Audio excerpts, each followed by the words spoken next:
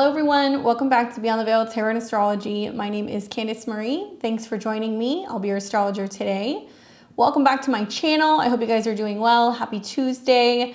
We are going to spend the next two videos taking a look at these upcoming eclipses. So eclipse season is upon us, so make sure you subscribe to the channel, give me a thumbs up, and drop me a comment below and let me know how you're feeling. That way we can kind of all support each other during these changing times. I wanted to let you guys know also that I took some time recently with these Pisces conjunctions to create something extra special for you. I have compiled a series of intuitive messages that is an extended in-depth look at the 12 rising signs for both of these eclipses. Today I'll be discussing the lunar eclipse in Libra. The next video you guys will get is going to be the solar eclipse in Aries. But if you want something that's more intuitive messages, if you want me to give you a little bit more of an in-depth look at this from a spiritual perspective, you guys can find those for sale on my website. They are actually on sale right now for $14.99. You're going to be able to listen to your sun, moon, or rising sign. I have packaged all of the 12 signs together, so you're prepared for both of these eclipses. I hope you guys enjoy it. They're extra special, and it's something very different than what I usually do. You can find all of this at beyondtheveiltarot.com. You can also see all of my other astro calendars, book a session with me, or consider taking one of my courses. All right, so we've got a eclipse that's taking place. It's going to be here March 25th, 2024. Truth is, we've been feeling this energy for the last few weeks because eclipses, they build. So this eclipse will be taking place around 2:00 a.m. Central Time. So that's going to be around 3 a.m. Eastern, right around midnight Pacific time. Obviously, I know we have people all over the world, so most of us will be experiencing this eclipse actually really early on the 25th of March. And in order to look at this eclipse more thoroughly, I want to take you guys back and take a look at the solar eclipse in Libra that we had in the fall of 2023, because this is kind of that completion point as we see the full moon come through. So let's look at that first.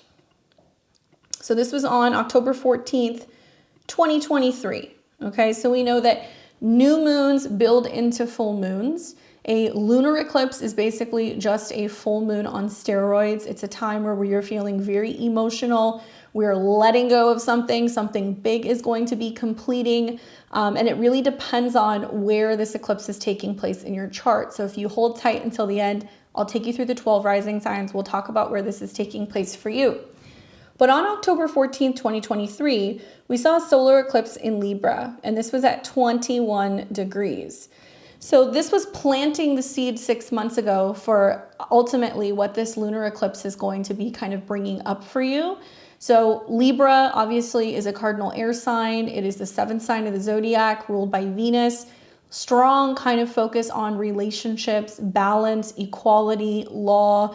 You know, all of these things are Libra things. And it can also be about our relationships to people, to things, our job. So definitely take a look at your chart.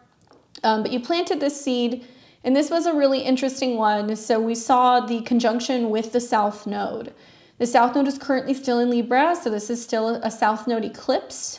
So the South Node has energy of kind of taking care of the past, sometimes dissolving the past, separating from something, or letting something go. So we get a double dose of that. So you might want to think about what seeds you guys were planting about 6 months ago to have a better idea of what's coming next. And then we come to March 25th, 2024. So the eclipse is going to be taking place in the early degrees of Libra. It'll be at 5 degrees and change. So if you have any personal placements from about 3 to 7 degrees of Libra, it is going to be most impactful for you. If it's your birthday, or maybe you have this degree on an angle or a personal planet there, a lunar eclipse is going to really highlight the theme of that particular planet, and it can be about, you know, big completions revolving around that planet. You know, a lunar eclipse for me, especially with the sun being in Aries, this is a time where we're seeing that kind of axis and that polarity between Aries and Libra, which is me, and then there's us. So we see a lot of relationship themes coming up. Obviously a full moon in Libra, just in general, even if it wasn't an eclipse, this is that time of the year where we see a lot of change in relationships. We see a lot of people that are kind of, you know, getting to a point in a relationship where it's either going to go the distance or you're going to part ways. Obviously, an exalted sun in Aries is very strong, and it's really highlighting what we personally need to be achieving. Now, the Sabian symbol for this particular degree of 5 degrees of Libra, we're going to round up, and we're actually going to take a look at 6 degrees of Libra. But I want to read that to you guys because we always round up a degree. So let's pull that up. All right, here we go.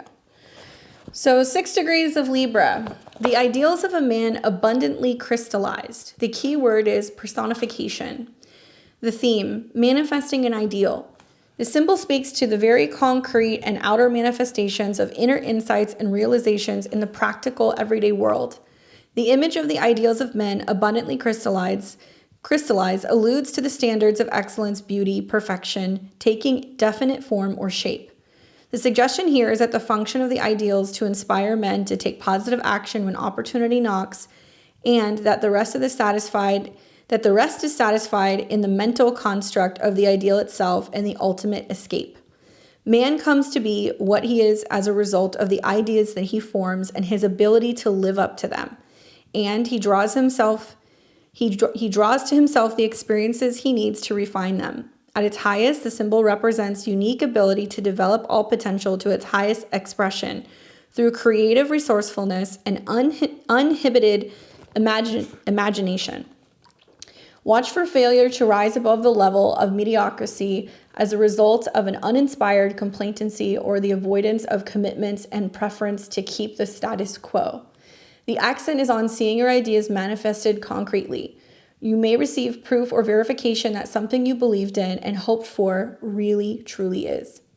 The accent is on seeing your ideas manifest, basically. Your greatest ideas lies in holding fast to your dreams. Expect the best and be willing to work with what you want. Guard against losing faith or becoming bitter. All right. So we know that the eclipse is taking place at 5 degrees. So even though, Libra is relationship oriented, it is connected to Venus, it is about partnership. That 5 degree is actually a Leo degree, and 5 is one of my favorite degrees. It's a very creative, very playful, very youthful, fun degree. And I want to read to you what Nicola has to say about 5 degrees so we can get a little bit more context to how this may manifest. All right, so what does he have to say about Leo? All right, and a lot of people have asked me about this book recently. I share it with you guys because it's currently out of print. So I bought this several years ago from him before he passed. So unfortunately, I don't know where you can find it, but I've heard sporadically that there's potential that these may be reprinted at some point in the future. But you can definitely look up degree theory online. There's lots of information about it. All right, so 5 degrees has connections to Leo. And this is what we like, what we do with love. Love affairs, for the love, lovers, mistresses with love, boyfriends or girlfriends. Value, top value, high quality, elite or elitists. Power, obviously connected to Leo and the sun. So to rule, high-ranking positions, to be a director, a manager, ambition, career advancements, and power. Secondary schools, various courses of secondary school education, courses and learning. Tourism, vacations, holidays, being in the sun, on a hill, entertainment places like restaurants or bars, acting, theater actors, sportsmen in stadiums, children, for the sake of children, with help of children, joy, optimism, to be fond of life, golden, proud, dignified, to have a high opinion of oneself, professors, professorships, or a father, or with help of a father. So we will see that coming through in like the lens of Libra being like relationships. So obviously we've got this merger of like Leo and Libra, which can very much be about the people that we're in relationship with, who we truly love, what we're willing to do for love, what we create, how much power we're giving to our relationships. And I definitely think we're going to see a major theme revolving around like the entertainment world and actors. And we're going to probably, I don't like saying this, but with Venus's conjunction to Saturn, we're probably going to see the headlines of a loss of like a very famous actress. That's kind of the feeling that I'm getting with Venus conjunct Saturn. So I'll expand on that in a little bit, but that's kind of my thought process on this, especially because the conjunction with the South Node and The public is the moon. So it's our emotional kind of response or reaction to the fact that someone or something is fading or dissolving with Venus conjunct Saturn. All right, so for me, I think that this symbol suggests a period where abstract ideas become tangible realities, right? And so especially with Saturn being in conjunction to the ruler at the time of this eclipse, I feel like it's kind of like laying the foundation or the concrete for not just idealizing someone or something, but making it real. It's like, okay, well, we like each other, but how do we get to the next step? Or, we want to support each other, but how do we really do that? So when I look at this degree, I think it can really indicate that this is a time of manifestation, and what was once imagined or envisioned now finally begins to take shape in the physical world. So it can be a time of great inspiration and creativity, but also a reminder to stay connected to our ideals and our vision. Now, how magical is that? Staying connected to our ideals and our vision.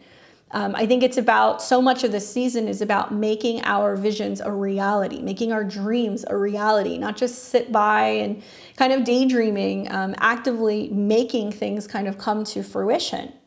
So in order to do that, we may realize that we may have to make changes in our relationships to others or to things or our jobs or our family.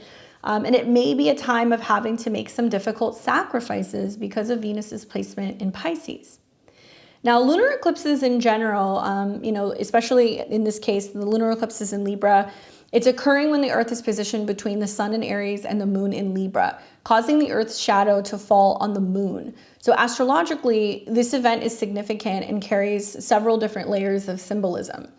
Eclipses are like wild cards. You never know what you're going to get. Something's being eclipsed, so we can't fully see, what's coming until it actually arrives. Like I said, lunar eclipses are much more emotional, I think, than solar eclipses, and it's a time of like reflecting. And obviously the full moon represents kind of like this moon at its full kind of capacity. So it's really highlighting our emotions. When I think about the axis of Aries and Libra, I think about balance in relationships. And because Libra is the sign of balance and harmony, a lunar eclipse in Libra can highlight issues relating to partnerships, to fairness, to diplomacy. And it may bring to light imbalances in relationships or areas of our life where more equilibrium is needed. Now, this particular eclipse has associations with this degree of the need for diplomacy, for mediators, for lawyers, for middlemen, for negotiators. And so I think that on one hand, it can be calling all of us to say, hey, in order to kind of better be in relationship to other people, we have to be willing to kind of meet people in the middle. But then again, an eclipse can indicate a time where diplomacy is being eclipsed out, and we might see a very strong signature with that Sun in Aries where people are going to be very headstrong, very, determined. They're going to be very independent. They're going to be fierce and say, you know what, if you don't want to work with me, like, no deal. So I'm kind of on the fence about the fact that it has connections with diplomacy, because I think we may find that people are a little unwilling to negotiate and kind of, sometimes take one for the team, right? I'm looking at that Venus Saturn and I'm like, sometimes love means you have to swallow your pride, and it has to mean, saying you're wrong or you're sorry, or, really taking the time to kind of step back and reflect on if you are in a committed or dedicated relationship, a partnership, a working relationship, a union. Sometimes it means that we have to make sacrifices for the things that we love. And that's not going to be an easy thing to do, but it may be a necessary thing to do in order to better, kind of work with one another. Now, eclipses are also turning points, okay? These are the bringers of change. So without fail, every 6 months, right around the time these are coming up, I get inundated with emails and clients going like, what just happened? My landlord put my house up for sale. My wife just left me. Suddenly I got this crazy job offer that's across the country. And I always chuckle and I'm like, well, that's the eclipses. They're coming in and they're bringing this change. So the turning point, is really about change and transformation. That is the only guarantee that comes with eclipses. And a lunar eclipse can indicate a time where important decisions need to be made regarding these partnerships and how we relate to other people. It can be a period of endings or, basically things that kind of run its course, but ultimately it's paving the way for a new beginning.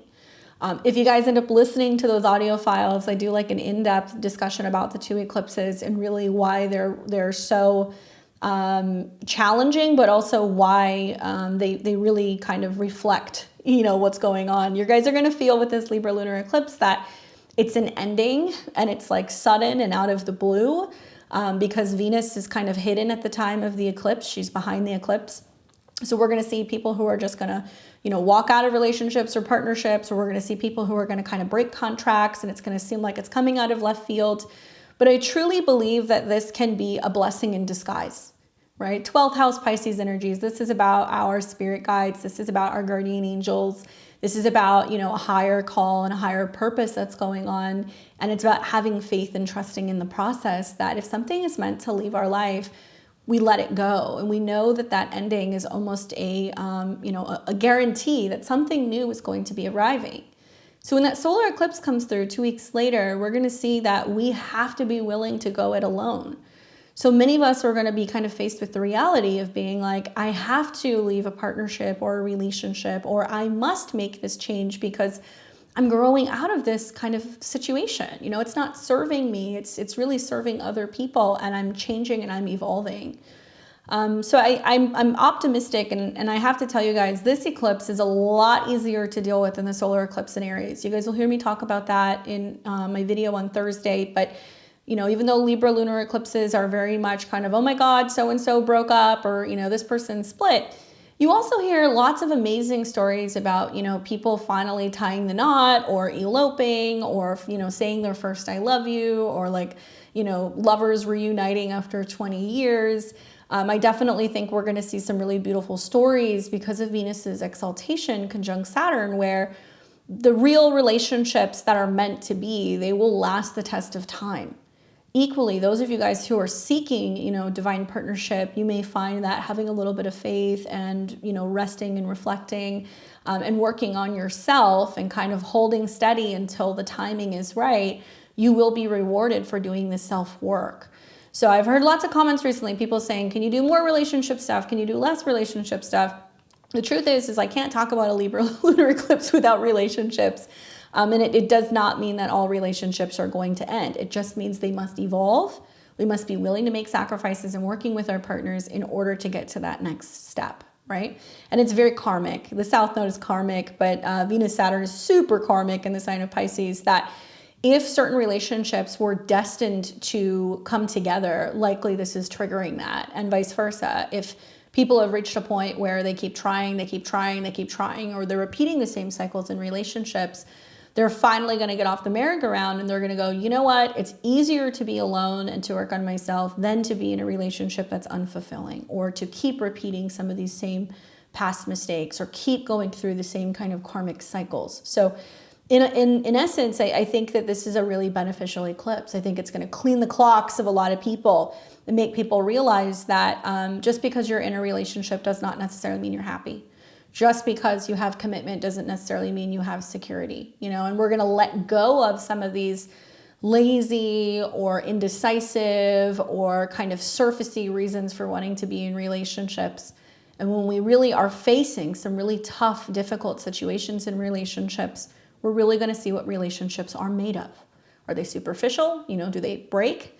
Certainly Saturn and Venus is crystallizing, so we could see that this could push some people to the next step, and realizing that in order to really kind of meet each other, both parties must make sacrifices. And ultimately, I think the ultimate sacrifice is sometimes letting something go. That's truly love, right?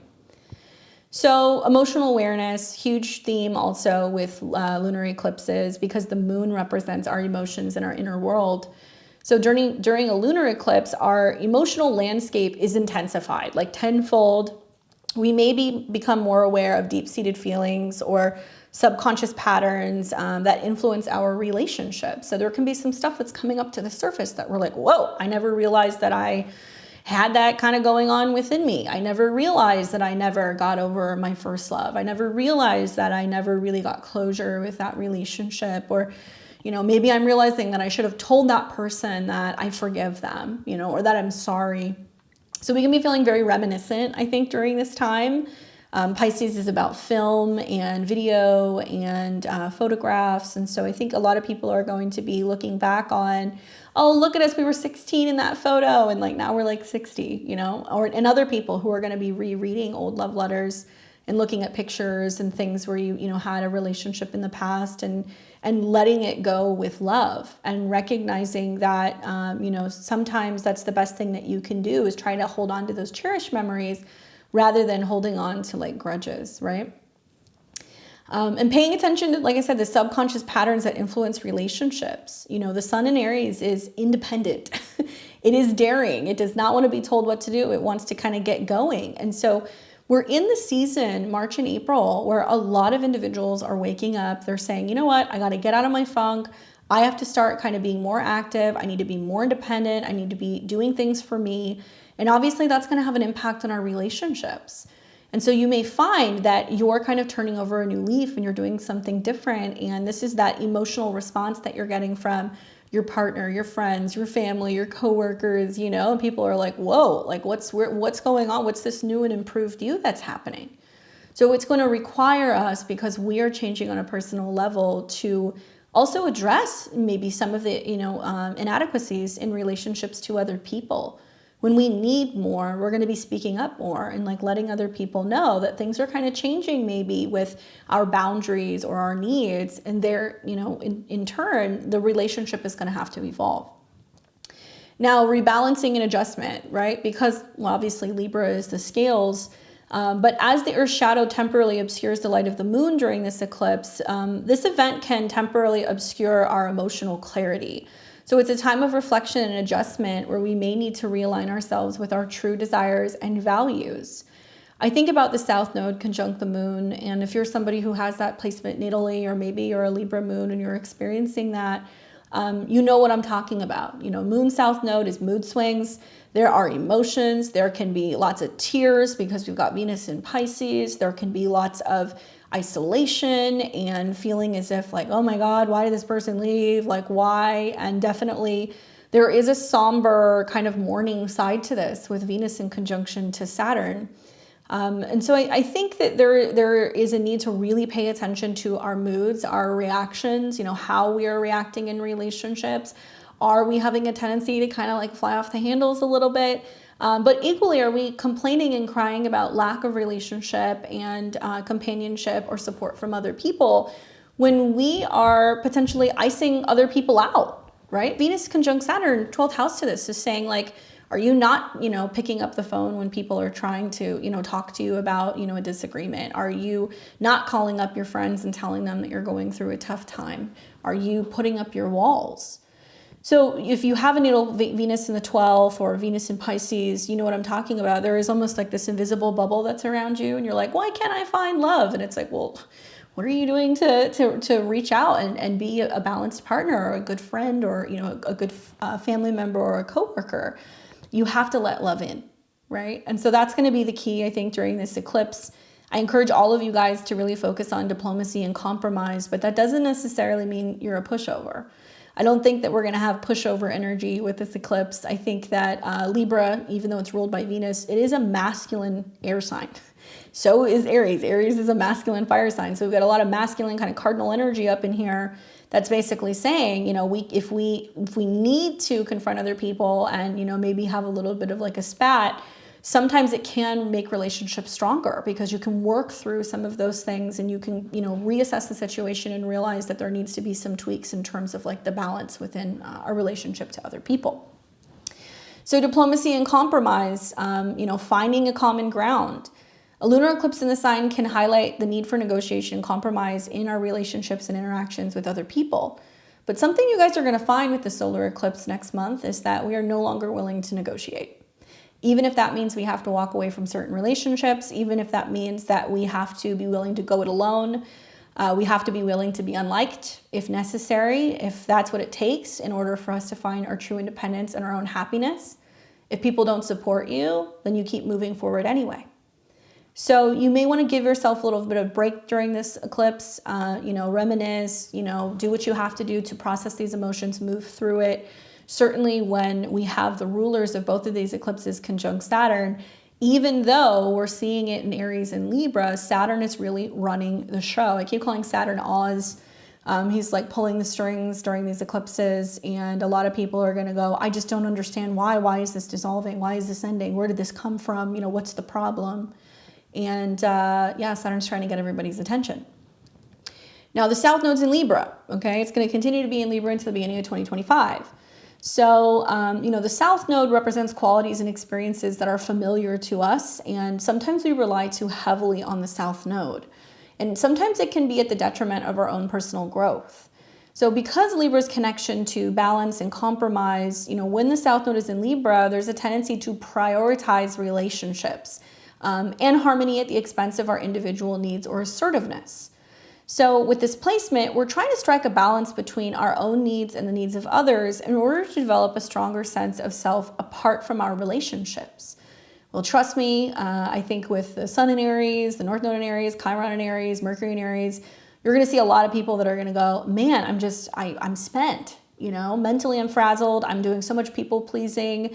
You know, I'm focusing so much on giving to others or trying to help my partner or my clients. And you're going to see with this eclipse the impact that it's having on your physical body, on your independence, and also your own instinctual knowing of what it is that you have to do. And so that solar eclipse in 2 weeks, it'll come through and it's going to show you what you need to kind of reassess or reorganize. I think that, you know, that theme of balancing independence with interdependence is key.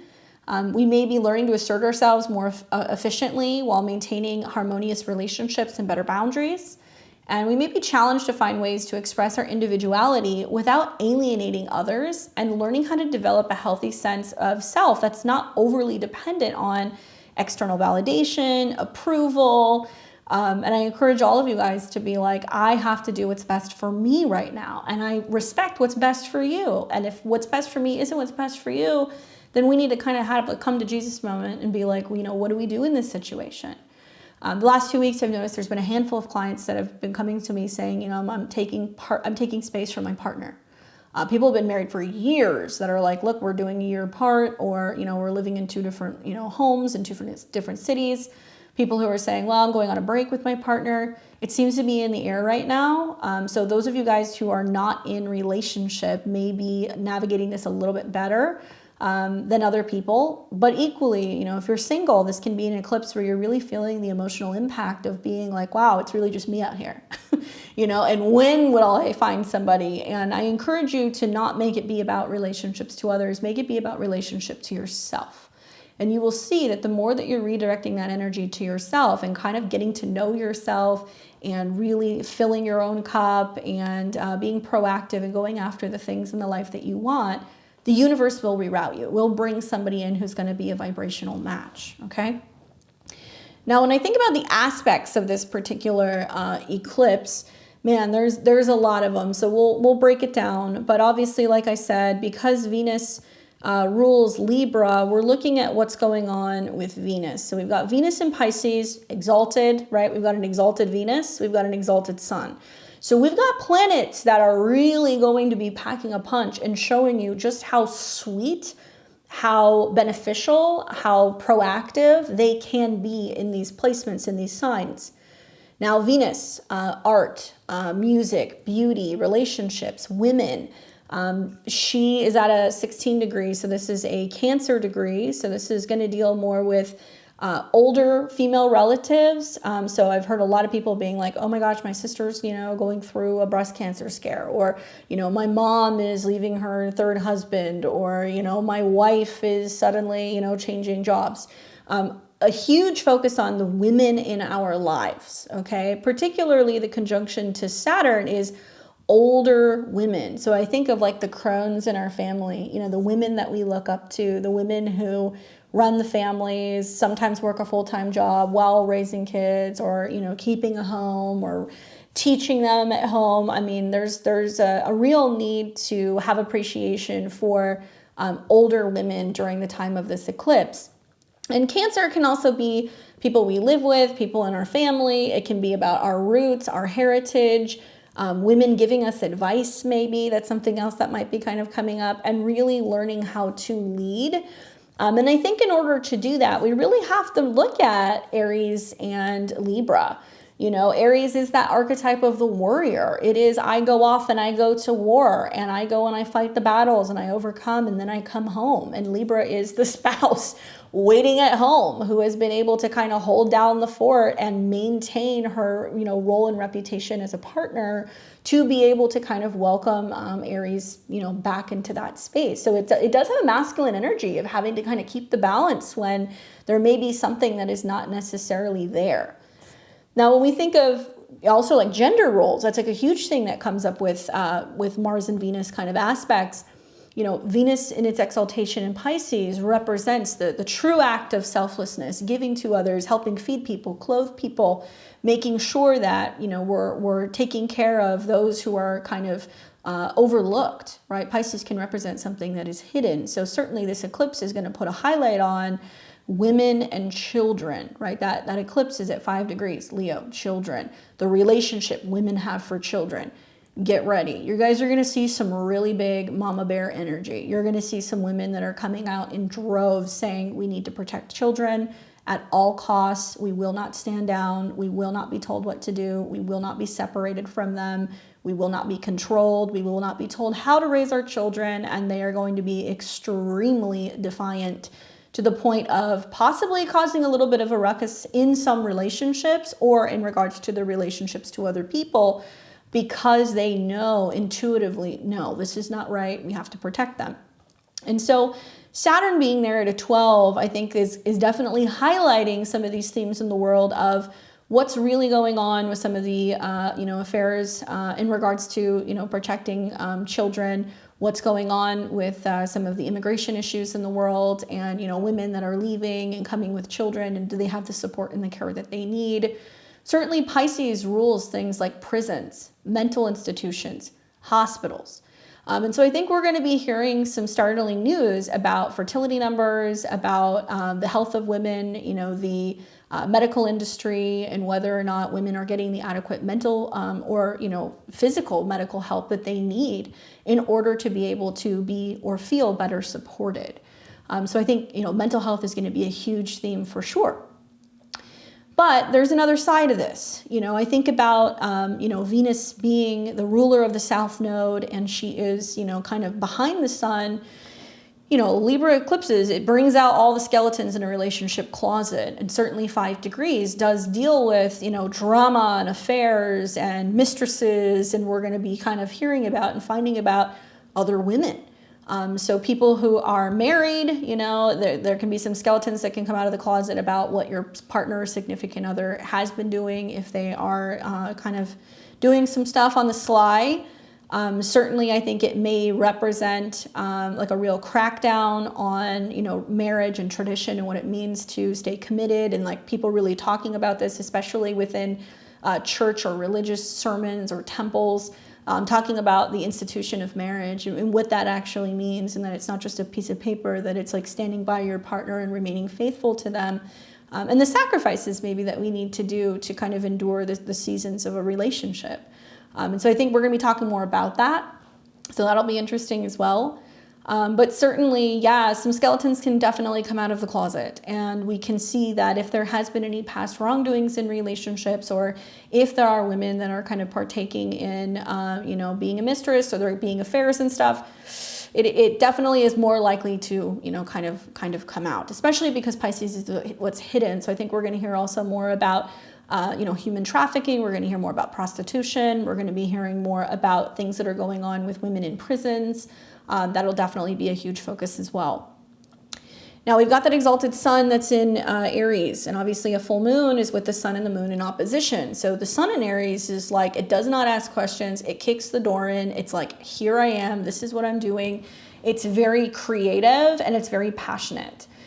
So because people have this really strong energy at the time of the eclipse, where the sun and the north node are getting closer and closer, where it's a I'm doing, this is mine, this is where I'm going type of energy.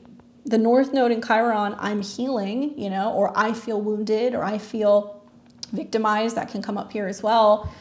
And then Mercury is in Aries, and Mercury is in shadow. Mercury will be retrograding actually around the time of the beginning of April during the second eclipse. So people are extremely opinionated, right? With, you know, North Node, Chiron, Mercury. And likely these opinions that are coming up are from people who are feeling wounded, or people who have experienced some kind of hurt or some kind of pain, or some kind of ailment. You know, Mercury has connections and associations with Virgo, which can be about the healthcare systems. I do feel like the positive here is that if people make a conscious choice to not be a victim and instead choose to kind of be like the, you know, main hero here and say, you know what, I'm going to do something about it. I'm going to take action. I'm not just going to continue to allow these cycles to kind of repeat in relationships. I'm taking my power back. That's kind of where the magic is, to be honest with you. And it does give you the opportunity to clear some kind of karma in relationships with Venus conjunct Saturn. But I personally have experienced with the North Node, Chiron, Mercury conjunction, just seeing it with clients and in my own life. It's just a lot of people who are like, so what, you're wounded.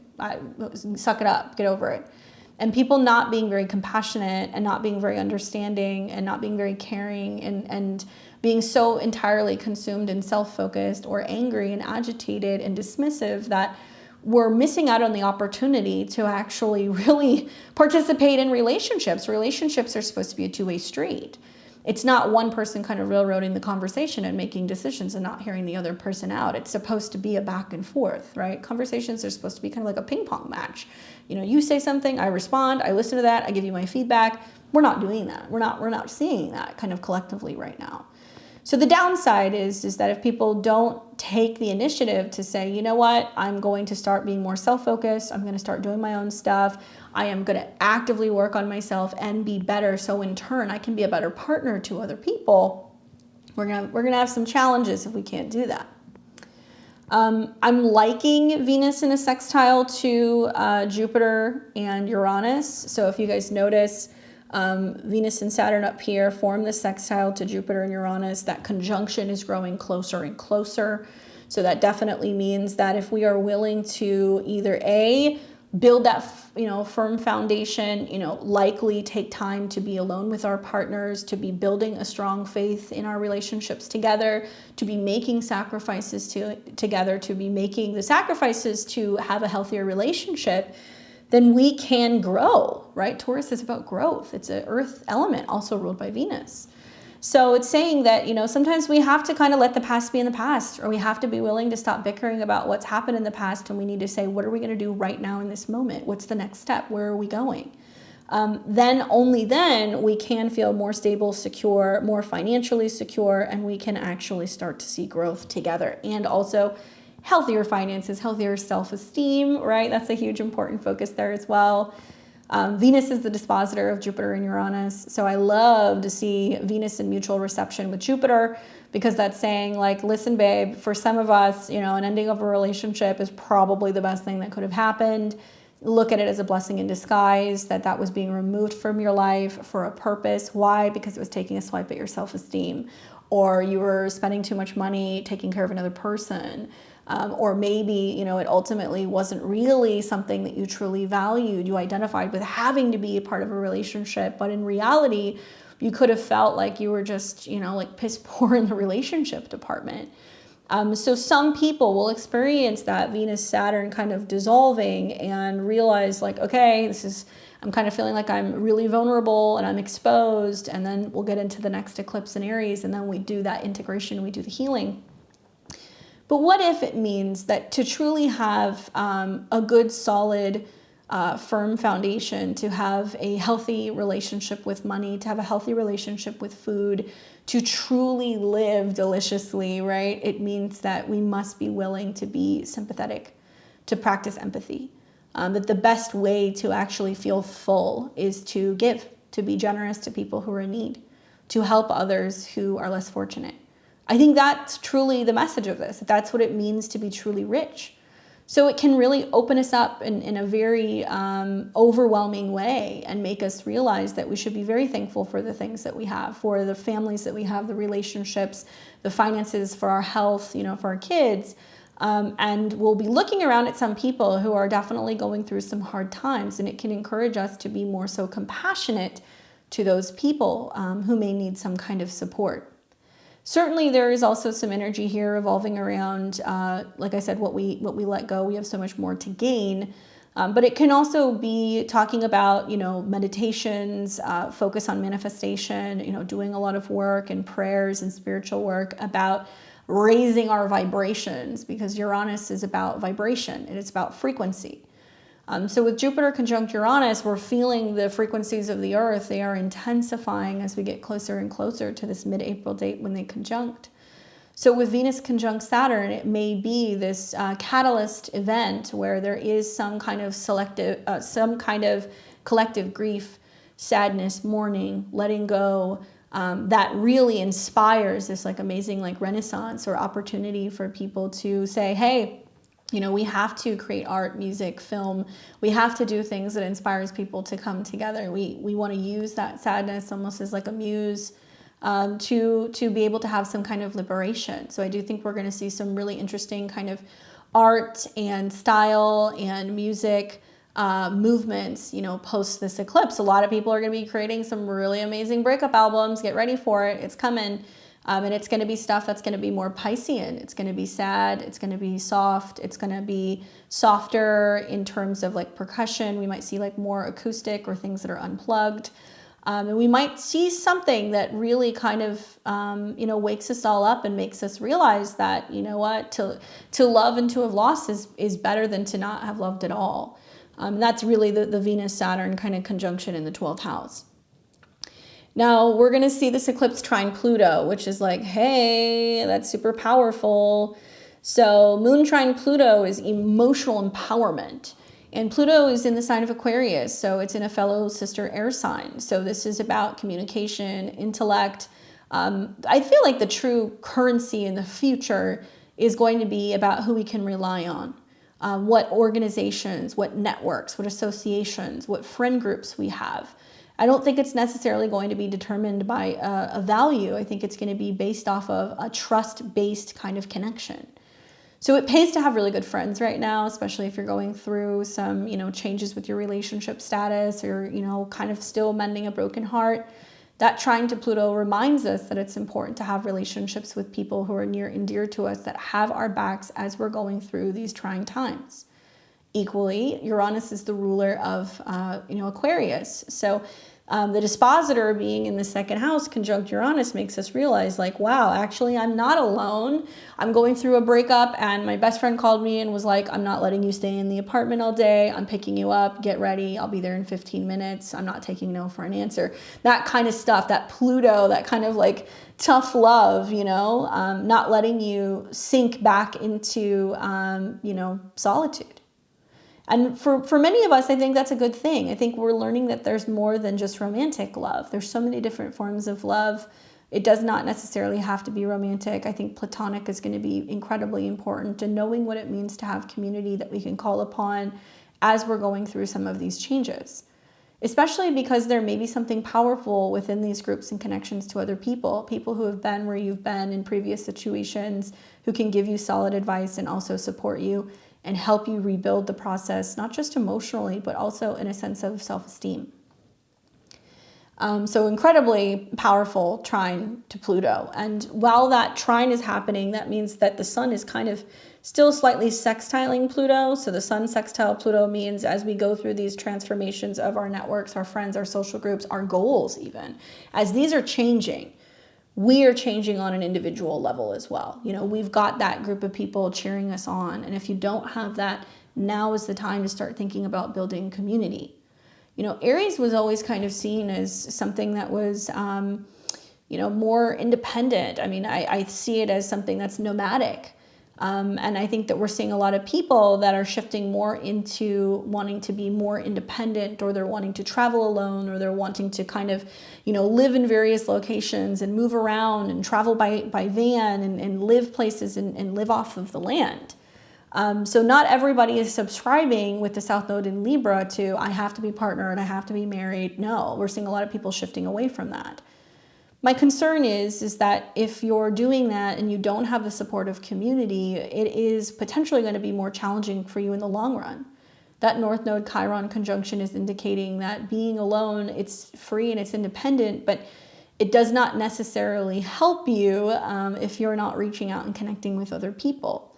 Certainly, I think loneliness is going to be a major issue in the future. In the next couple of years, Saturn and Neptune will go into Aries. Between 2025 and 2026, they will conjunct. That means that if we are lost in the illusion that separation is better than togetherness, we will fall. So it's important that if you are choosing a life to be more independent, you're finding richness and support in other ways if you're not feeling the need to have a romantic relationship. And certainly they're not for everyone. And in that, I think the North Node Chiron conjunction is really showing us big time, especially you guys will see this at the beginning of April, where we have to heal our relationship with ourselves, with our bodies. We have to be less angry, less combative. We are going to get so much further with unity than we are division. We need more peace and less wars.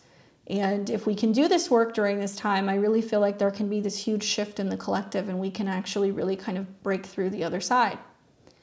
Now, the other thing to think about is Mercury is in shadow. So Mercury entered shadow when it hit 15 degrees. It'll dance with the North Node. It'll turn retrograde around the beginning of April while we're having the solar eclipse in Aries. Mercury represents the mind. It's about messages, communication, traveling, business. It's about systems. So as we see Mercury in shadow, we're already starting to see the static and the breakdown in regards to Mercury-related things. Well, the dispositor for Aries is Mars, and Mars is in Pisces. It's going to come into conjunction with Saturn during the solar eclipse. We're going to start seeing things kind of failing behind the scenes. I don't know what it'll be. I don't know if it's going to be energy. I don't know if it's going to be a concern with water and utilities. I do think that we are going to see a continuation with the solar eclipse in Aries of some kind of intense, war around the world and people feeling a little hopeless and also, isolated. But with Mars being the ruler of, all of this Aries and its 12th house to the sun, it indicates there's something that's going on behind the scenes that we cannot see, that is intentionally being manipulated, distorted, or dissolving. And it's energy, right? Pisces represents other ethers. It's our dreams. It's what's going on in the oceans. It's what's kind of going on in alternate dimensions, if you believe in that. That is quite literally having an impact on how all of us communicate, how all of us behave, how we associate, and it's possibly, going to be trying to dissolve some kind of information from coming out or from people from unifying. So it's very obvious that there's going to be a lot of tension out in the world, and I think that we have the option to be angry and agitated and feeding off of these energies. Or we can consciously realize that, this is like spiritual warfare and we have to be doing our due diligence to do these Pisces things. Mars in the 12th house is about being a spiritual warrior. It doesn't mean that you have to be out fighting in the streets. It does not necessarily mean you have to be a social justice warrior or a keyboard warrior or any of those things. It means that you should be fighting for peace. It means that we can do this in peace and solitude. We can do this in prayer, in meditation. We can do this meeting in church or meeting in temple or meeting in yoga class. Taking a simple bit of time out of your day regularly or your nighttime routine to set intentions, to send positive energy out into the world, to pray for the collective, to also establish a much stronger kind of faith is the key here. Because I think the matrix is failing. I think it's breaking down in real time. That's what we're seeing. And we're about to see a complete unveiling of things over the next few months where people start to realize that what we thought was going on was like a huge facade. It was like a big show. We've all been watching a movie. So it's going to be difficult, I think, for some people to kind of comprehend and understand what's going on. And we're not going to see the true results of this until we see Mars start coming into Aries later this year. And then eventually 2025 and 2026 when Saturn and Neptune go into Aries. And we have to decide if we are going to be more self-governing, if we're going to be fiercely independent, if we are going to get out of our own illusions and choose to not just be a dreamer, to be a doer. That's really what this is about. So with all these planets behind the sun, it's clear that there is something still kind of going on behind the scenes that we're not aware of. So I want you guys to keep an eye on that. Pisces is invisible, especially in, at 12 degrees. So with Saturn being there, It's very obvious to me that there are some things that are not going to make sense. There are some things that are kind of, like I said, falling apart. But I really genuinely believe whatever is removed with this eclipse, it's going to be a blessing in disguise. And likely it's going to lead to some significant kind of like rebuilding process. Finally, the other aspect that I think that is worthy of mentioning is we're going to see that the moon will actually be in conjunct Mars. So the moon quincunx Mars means that there is some kind of secret agitation or secret attack or spiritual attack, or there is some kind of inner frustration. I see Mars in the 12th house as sometimes kind of repressed anger, repressed rage. This could definitely be an eclipse where we could see that there is a lot of stuff repressed in relationships that suddenly just kind of bubble up and they come out of nowhere. And it's because people have been hurt and they haven't told other people how they've been feeling. So the positive is that if that comes up, or we're getting triggered maybe in relationship, and something that somebody does reminds us of an old previous relationship issue, or maybe in relationship to someone, somebody does something that reminds you of your relationship with a family member, and you get triggered by it, and it's opening up that wound. I believe that we reincarnate with some of the same people in like a soul family over and over and over. And we play different roles in different lifetimes. And sometimes, we have to be willing to kind of be the villain in that lifetime. And I think truly, even if it doesn't make sense now, it's because we may love somebody so much that we're willing to be the bad guy, in this lifetime. And we're willing to kind of be the villain in that story, to play out the karma, to kind of like learn the lesson. And we'll keep reincarnating until we get it right.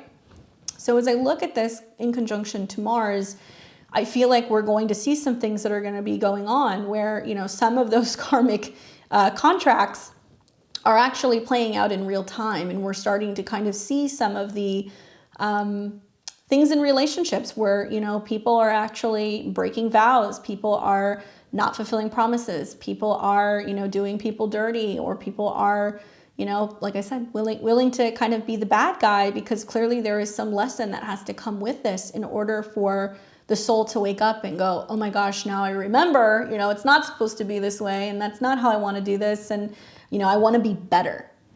I keep telling all of my clients the whole goal for the next 2 months is not to worry about the end goal. It's just to be better, to be trying to focus on being a better person every single day and not getting distracted and consumed with what other people are doing. Lunar eclipses are loud. They bring a lot of drama, especially at a 5. And so there can be a lot of stuff going on with buzz with Hollywood scandals, or, us getting consumed with hearing that, so-and-so just split. And like Libra can be very gossipy sometimes. That is kind of the downside of the South Node in Libra. But talking about the failures of other people's relationships shouldn't make us feel good.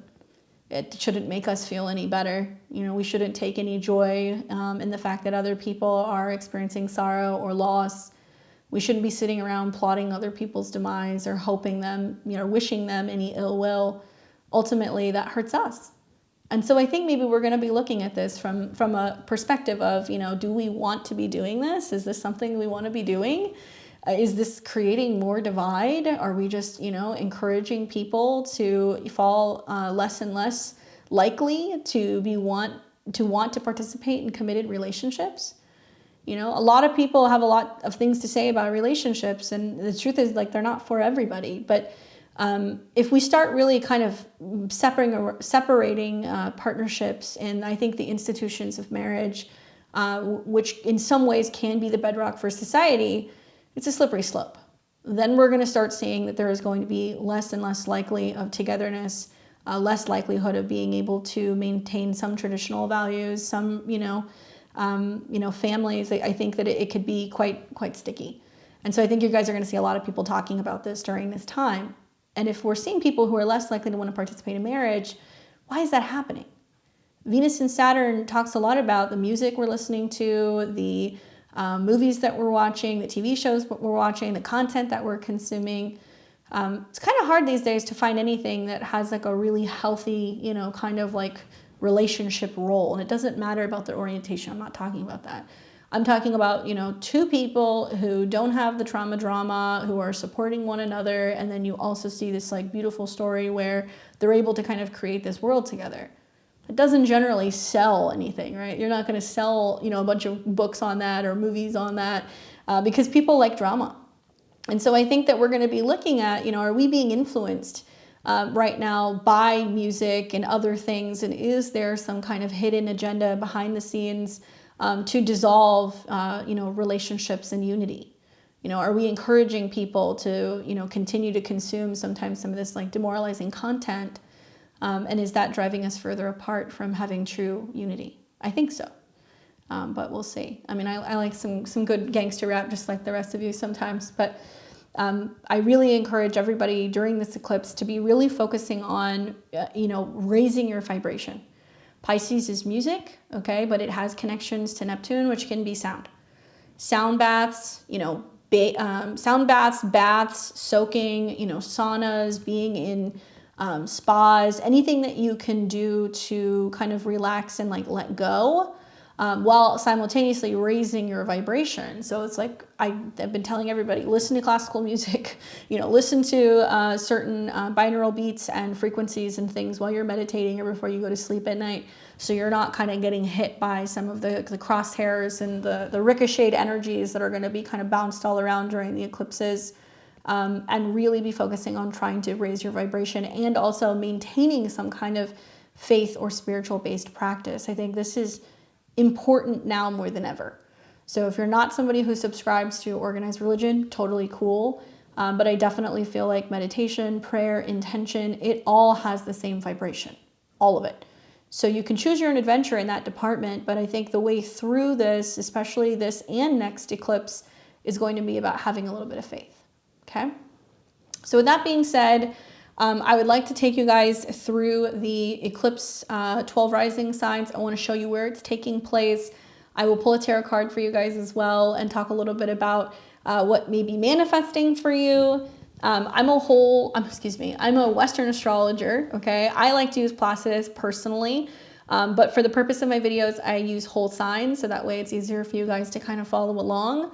Once again, this is going to be at 5 degrees of Libra. So if you have any personal planets there, sun, moon, rising, or another planet, 3 to like 7 degrees, you will be feeling this very strongly. All right. So it's going to be more impactful for you. It could be something that happens in the week or two leading up to it. It could be something that happens 2 weeks later. Keep in mind, we have this eclipse, and then 2 weeks later, we're going to have the solar eclipse. So this to me feels like the ending. And then the next eclipse is going to feel like this new beginning. So if you use Placidus, look at where 5 degrees roundabout Libra is in your chart. You might have to listen to a different rising sign to get the different house, or consider booking a reading with me. I'd love to talk to you about your eclipse transit. And I really encourage you guys to listen to your rising sign, but also listen to your darn moon sign, because it's a lunar eclipse. So it very much involves the moon. You may find that the eclipse reading that resonates with your moon really hits home, and you can listen to your sun as well. They're all equally important, but during the lunar eclipses, I really recommend listening to your moon sign specifically. All right, so we're going to start with Aries and Aries rising. This is going to be my predictions for you for the Libra lunar eclipse. As a reminder, guys, don't just look at the house that the eclipse is in. I want you guys to look at where Saturn is, because it's conjunct Venus, okay? All right, so here we go. So Aries and Aries rising, you're going to be doing this lunar eclipse in Libra. This is going to be taking place for you in your natal 7th house of relationships and partners, okay? So big completions and conclusions in relationships, things coming up maybe that you didn't anticipate coming in regards to relationships. The ruler is Venus, and Venus is conjunct Saturn in the 12th. So I do think it's a lot of looking at the past, maybe grieving about someone or something that you have lost or that you're letting go. 7th house doesn't just have to be relationships. It could be a counselor. It could be a therapist. It could be your relationship to a healer. You could be, you know, cutting a client off and letting them go. Something like that can be happening for you. And I feel like for you guys, you know, it can be about collaboration being emphasized, because the 7th house wants you to relate to other people. So the eclipse could bring changes or new beginnings in your relationships, both personal and professional. So it can also be that you're working behind the scenes with somebody on a project, and maybe you're working with a business partner, especially if you're in anything relating to like art or spirituality or things revolving around health or wellness. Because Venus happens to be in the 12th house, Can be a time when you're like vacationing and taking time off with a partner as well. So that can be something else that can be kind of coming up during these particular eclipses. But if you are feeling like you're in a rocky phase in a relationship, this can be about whether or not you're going to kind of like let go and let God and make a decision about whether or not you're going to continue on your path with relationship to someone else. Now, I also notice Mars, your ruler, is in the 12th house. There's definitely a lot of needing to work through this on an emotional or on a spiritual basis. So if you're struggling with letting go of an old relationship or healing something like Reiki, meditation, you know, doing a retreat, being alone in nature, these kind of things can be really helpful during the time of the eclipse. The card that I got for you is the 5 of Coins, which is a challenging card. This is about feeling left out in the cold. So this card says financial loss. It can be about lack mindset, isolation, shut out in the cold, worry, hardship, adversity, and persistence of spiritual poverty. Oof. So it's kind of like, I don't understand. Why do they ice me out? You know, why are they not getting back to me? Why are they going away? Why am I not being included? I want this. I need this, right? And that can very much be the case. Now, it doesn't have to stay that way. Part 2 is going to be the solar eclipse you're going to have in 2 weeks, where you're reintegrating the parts of yourself and you're like, okay, that happened. I'm moving through it. Now, how do I heal? Minor arcanas don't have to stay here. Okay. So this is like a fluctuating energy. Lack mindset, not being good enough, not building on the self-esteem. These are the things that you really want to be working on during this eclipse season. Good luck, my Aries. Let me know in the comments how you feel about this eclipse. We've got Taurus and Taurus rising. What's up, Taurus? We've got eclipses, okay, that will be taking place in these 2 signs over the next month. And the eclipse that we're looking at is the lunar eclipse in Libra in your natal 6th house. My Tauruses, so your 6th house is about health. This is about your daily routines. This is your focus. You may be feeling motivated to make positive changes to your lifestyle or find new ways to balance your work and your health needs. Now, just some food for thought, Taurus. The 6th house might be health and habits and routines, but where you have all this energy in the 12th house, it is hidden, it's secluded, right? It's private. It's what you're doing in your bedroom. It's what you're doing in your office with the door closed. It's who you are when you're alone with yourself. And that represents the healing, the integration. So there can be something going on with your health that's requiring you to heal, something going on with your schedule or trying to let go of an old habit, some changes going on maybe with relationship to another person or a coworker that comes up during this time. Now, the ruler of this eclipse is Venus, which is also your ruler as well. So Venus is really important. Venus has a conjunction with Saturn. So it looks like if you are having some challenges with health or with your coworkers, you know, you've got a group of people you can rely on. Maybe you're doing some team building. Maybe you're trying to kind of spend more time with your friends. Maybe you are really focusing on your goals. It can be a time where you've got a friend that reaches out and says, hey, you know, can I help you get this project finished? Or, hey, you know, what is it that I can do to kind of help you find a job? Look for people who can assist you. Certainly Venus conjunct Saturn is a little bit more tricky for you, and you're going to see that right before the eclipse comes through. And the truth is that I think this is where you kind of realize who your true friends are, and whether this is friends in general or this is people who you're friends with at work. Really pay attention to what's going on in those spaces, because it's really highlighting the fact that it's time to let go maybe of you know, old relationships with some of these people, and kind of look for people who are going to take more initiative, or who are going to be more mature, or more kind of responsible, or more reliable, that you can lean on to help get the job done. Now, there can also be some kind of results or something that's coming up for you with an eclipse in the 6th house relating to healing an injury. I think of my favorite quarterback, Aaron Rodgers, last year when he was having these eclipses right before he was about to debut and come out and play for the Jets, and he was having that eclipse that was going on or coming in his 6th house, and he got an injury within minutes of being on the field, and I went, damn it, it was that 6th house eclipse, you know, it was a solar eclipse. And so for you guys, you might be looking back on, well, what habit have I been trying to let go of? Or like, when did I heal finally? And now it's feeling better, or now I'm settling more into, you know, this new job or routine. So you may have been undergoing some kind of like healing storyline, and now it's finally coming to completion. All right, you can see that. The card I get for you is the Seven of Wands. All right, this is a good card. This is about standing your ground, being on top. Standing your ground, boundaries, defending your position, challenge, preservations, protectiveness, and protecting your territory. It's like if there's some stuff going on at work, you're gonna have some people that are gonna be like, whoa, whoa, whoa, whoa, whoa. No, we've got your back, you know? People who are not going to, people who will come to your aid, essentially, who will support you and who will band together with you, which can be really important because you're going through a lot of changes in the professional world right now with Pluto in your 10th house. So it does pay to have a support team kind of behind you at this time, okay? Good luck to you, Taurus. I hope that's helpful. We got Gemini and Gemini rising. You're going to be doing this Libra lunar eclipse in your natal 5th house. Ooh, Gemini, especially the early degree Geminis, you will get a grand air trine, so that's lovely. For you guys, the 5th house is all about creativity. This is about romance, self-expression, falling in love, children, self-employment, taking risks. Okay, this is what we do in the 5th house. So you may feel inspired for you know, launching or creating, you know, new projects that deepen your connections to loved ones. I think about the 5th house eclipse, and this can indicate that there's like a big change going on in a romantic relationship. It can be a big change for one of your children if you have kids. This can also be a time where, you know, you have something to share with a group of other people, because this is in polarity to all this Aries in the 11th house where you guys are really activating your social sector. I also think about the rulership and how Venus is the ruler and it's conjunct Saturn with all these planets in your 10th house. This is like go time for your career, Gemini. So it might be a time where you're giving a presentation, you know, all eyes are on you. Maybe you're creating something, you're sharing something, you're launching something, you're launching your own business.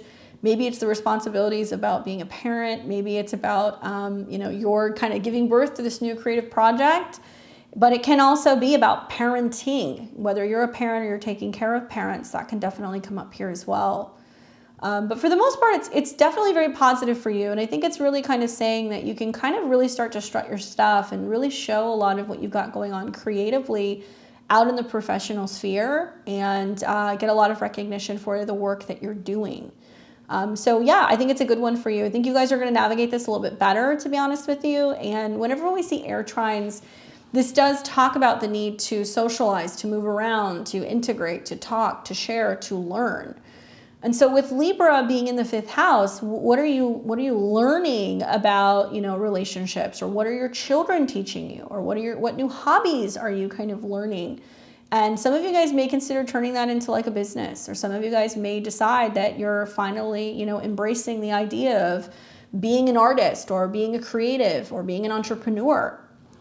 So I'm excited to see how this manifests for you guys. I know that Pisces season was probably a little challenging having all those conjunctions to Saturn, but now you're really starting to kind of come out on top. You guys get the Wheel of Fortune, okay? So this is a great card for you. Fortune being in your favor. I always think of, like, you know, when they say Wheel of Fortune.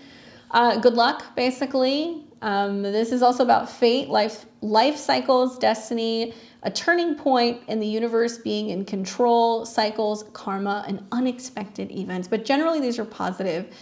So I do think that this can be a turning point for you when it comes to your status out in the world. And you might be kind of like, move on up.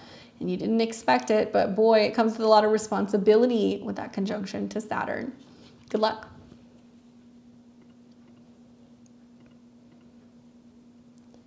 All right, we've got Cancer and Cancer rising. My Cancers, you will be having a full moon lunar eclipse in Libra in your natal 4th house. So this is super important for my Cancers because you guys are ruled by the moon, and the moon's returning to the 4th house.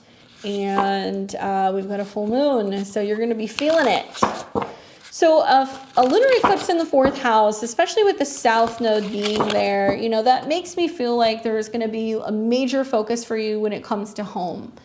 And the south node can be the women in your family. So it can be mothers, sisters, female roommates. It can be your spouse, or your relationship to your home. So home and family and roots or the past get emphasized here. And the eclipse could bring changes or new developments in regards to your home or family dynamics.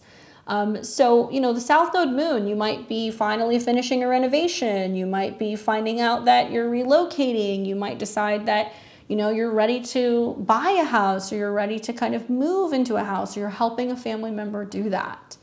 At the time of the eclipse, the ruler is Venus, and Venus is in the 9th house. So it can indicate that there is a woman maybe, or an extended relative that is encouraging you to come and visit from further away, or vice versa. It might mean that some of you guys are considering a further relocation. Some of you guys might be relocating for a relationship because Venus has connections to Saturn, which rules your 7th house. I also feel like this is about getting wise advice from women in the family, and like being able to kind of talk to them and have them counsel you and give you advice about life or home or relationships. So if you're in need of that, call your oldest, wisest female relative. I'm sure they'll be more than happy to give you some life advice. And truth be told, this can be challenging for my Cancers, because this isn't a sign that squares you. So if you have anything from about 3 to 7 degrees of Cancer, you'll be filling the square. Really interesting opposition where the 4th house is kind of completing stuff in regards to what's going on with home and family. The 10th house is on fire, literally Aries. It's going to be about major changes with your career, really showing up and doing the work and becoming more independent and really seeing your status soar. So this is a big career time for you. But that may come with the realization that it means, you know, being away from the home more, or being away from your kids more, or your family more, or that you are having to pick up and relocate and kind of like leave your hometown because you're going and, you know, selecting like this new job, or you're entering into this new destiny path, which is about independence and success.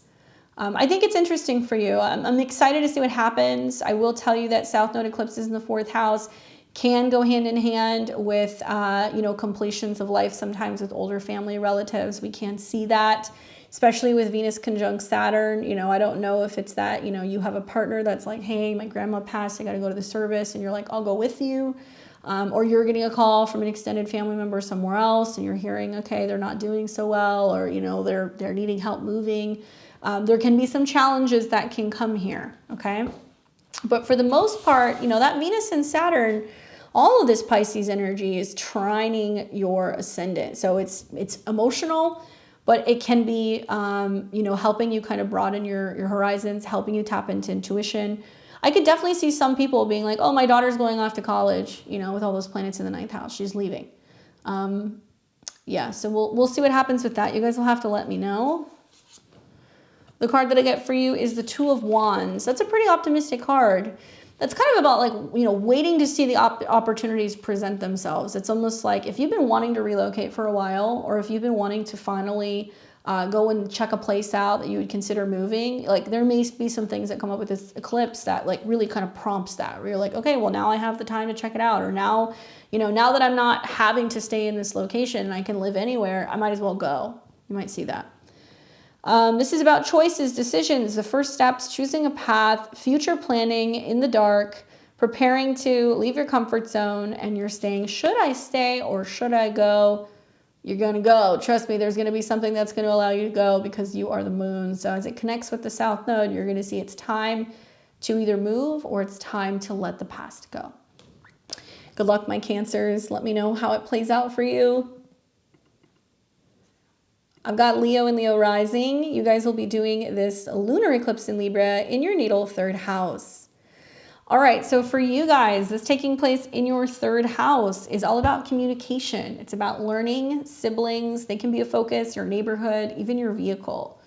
You may feel compelled to express yourself more diplomatically or find a new way to connect with those around you. So the South Node here might represent a change in the way that you communicate, a change in the way that you get around. Maybe you're saying, okay, I'm finally moving away from my neighborhood. I'm going to another part of town. It can also represent that you're changing the way that you look at or communicate what your needs are in a relationship, right, Libra? Look for female relatives. They can kind of pop in here as well. But for you, the ruler of this particular eclipse is Venus, and Venus is in your natal 8th house. So this is an interesting place for Venus to be.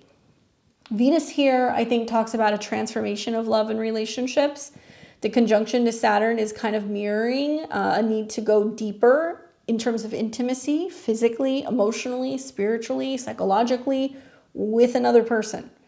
And that there is a true merger, potentially, of the soul or of the resources. And so maybe you're talking about that. It's like, okay, so we want to buy a house, right? What do we need to do that? How much money do we have? What's our, our credit score? What do we have in savings? What debts do we need to pay off? Do we want to get a mortgage or this percentage or that?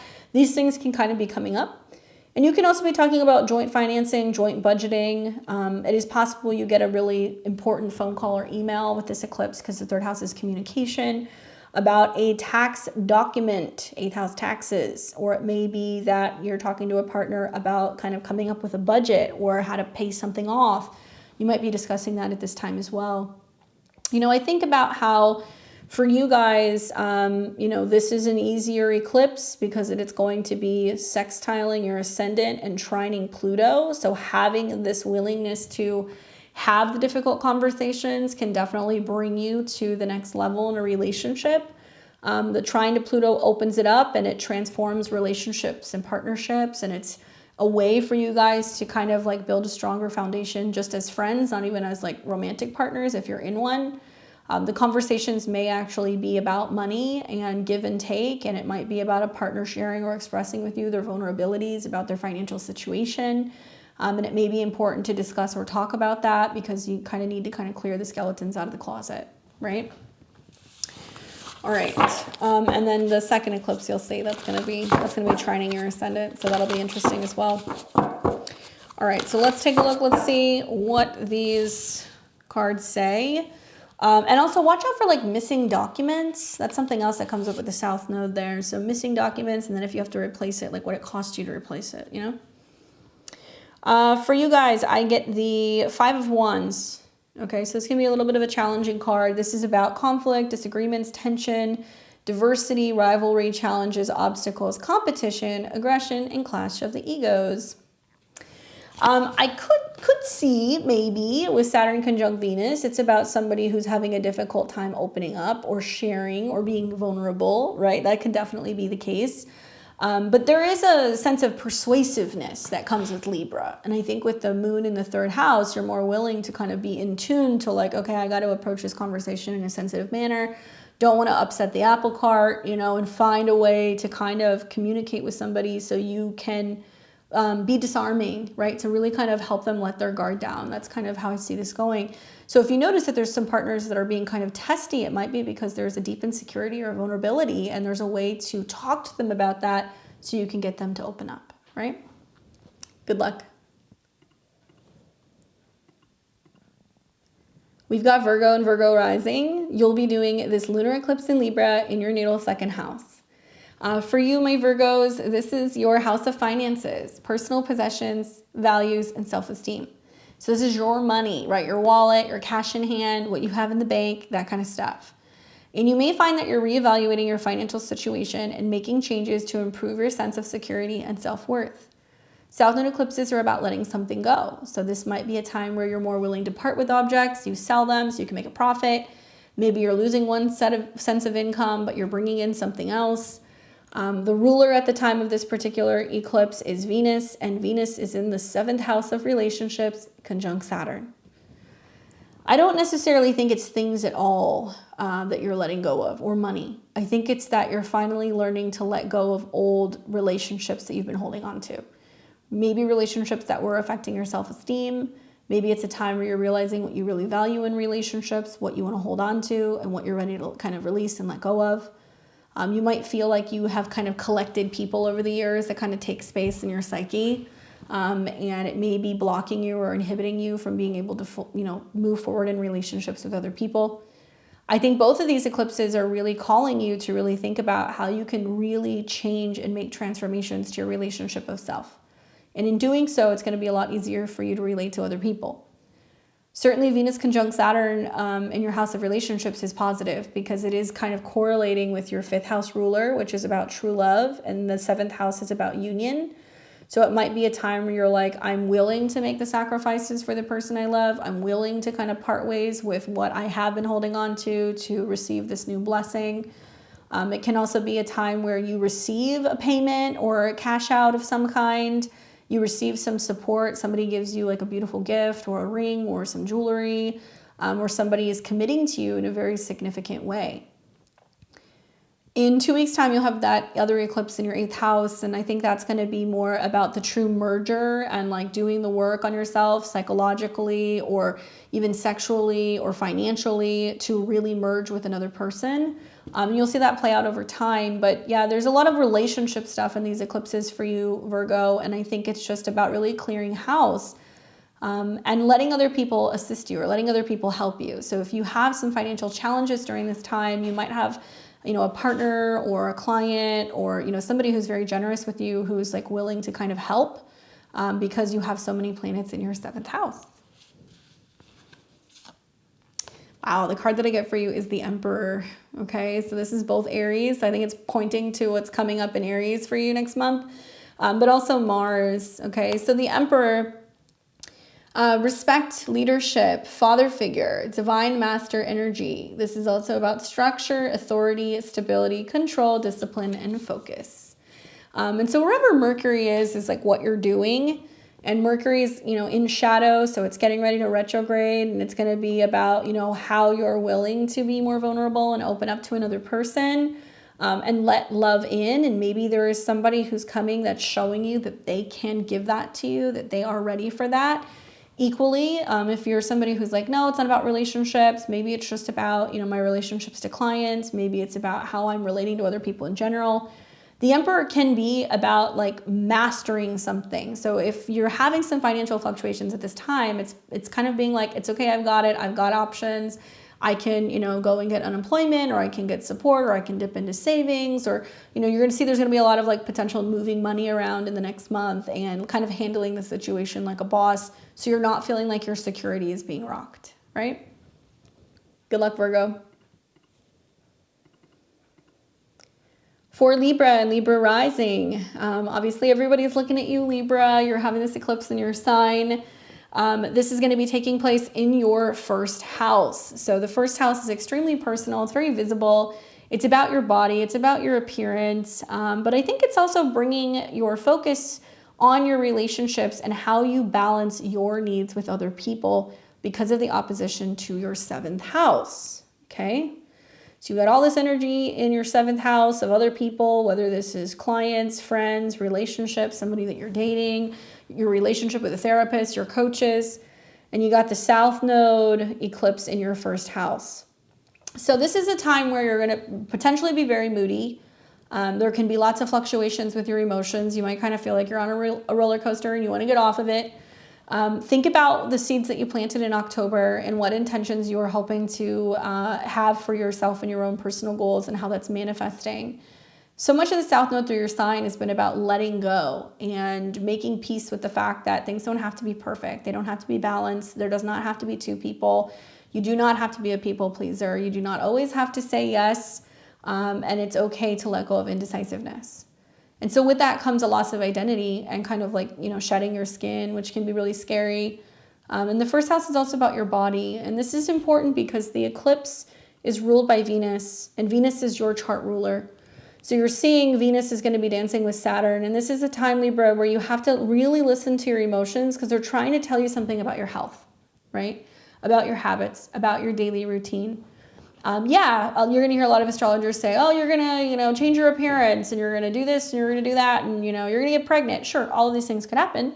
But I think it's really about, the emotional impact and really looking at, how these changes are kind of playing out for you and like what habits you have formed and what it's time to let go of. So if some of you guys might be saying with Venus conjunct Saturn, okay, I got to go back to the doctor. I got to go to the gym. I have to, stop eating this or stop drinking this or stop smoking. Like these things will come up for you and you'll realize that they're like habits and crutches that you've had that you've been holding on to better process and kind of deal with these fluctuating emotions, right? Now the positive is that, Venus is exalted. So as it conjuncts Saturn, it can kind of symbolize, You know, all it takes is a willingness to do the emotional work, go and ask for support, and also take the necessary time to kind of create a better structure and a routine. Start at home, get organized, come up with a consistent schedule. It'll really help you if that's something where you're struggling. Yeah, that's the long and short of it. So you'll see, you know, the next eclipse will be in your 7th house, where counselors, therapists, new partners, relationship healing, you know, couples therapy, all that stuff can kind of come in. And this moon is going to be trining Pluto in your 5th house. And I think that's also positive because it's helping open up the emotional heart space. You might be feeling very raw emotionally with some of the stuff that's going on, kind of vulnerable if you're feeling like you're getting rid of like vices or habits or tendencies that you've had. So if you need help, you know, work with a coach, work with a trainer, work with a therapist, somebody who can come in that can kind of help you develop healthier routines. So there's less stress and anxiety, but also so there can be like less friction going on in relationships. All right, so let's see what the cards say for you, Libra. Oh, wow, Judgment. I laugh because I'm like, of course that would happen. I'm a Libra rising. Judgment, final decisions, absolutions, wake-up call, inner calling, life purpose, self-evaluation, awakening, and reckoning. Well, nothing will clean your clock and give you a reckoning like a eclipse with your chart ruler conjunct Saturn. So if you have been neglecting your health, or if you have been neglecting making changes, this is the wake-up call. Equally, Venus is not happy in the 6th house, and she's not happy conjunct Saturn. So because it's behind your 7th house, some of you guys are awakening to the realization that there's some real problems in your relationships, and that it's having a negative impact on you emotionally, spiritually, or on your health, and that they need to be reckoned with. And yeah, you're gonna see that play out in this next month in April when you have the solar eclipse in Aries. Okay. Good luck, Libra. Please let me know how you're feeling with this eclipse. We are in it together. We are in it together. All right, we've got Scorpio and Scorpio rising. You're going to be doing the Libra lunar eclipse in your natal 12th house of what's hidden, what's subconscious, what you don't see coming.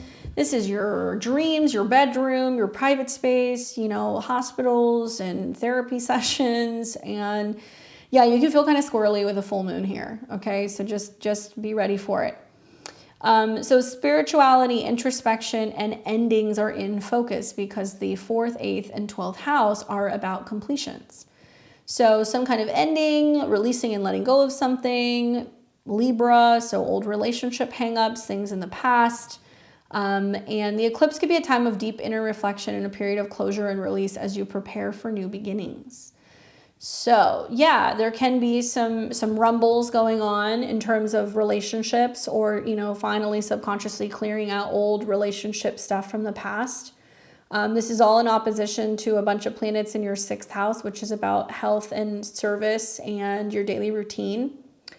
I think about how on one hand, you know, Venus is in a great place in your chart. You actually have Mars and Venus. So your ruler and your 7th house ruler going through the 5th. So for all single Scorpio risings, like buckle up, because this is about to be a time where you're going to see some very significant relationship things happening post this eclipse.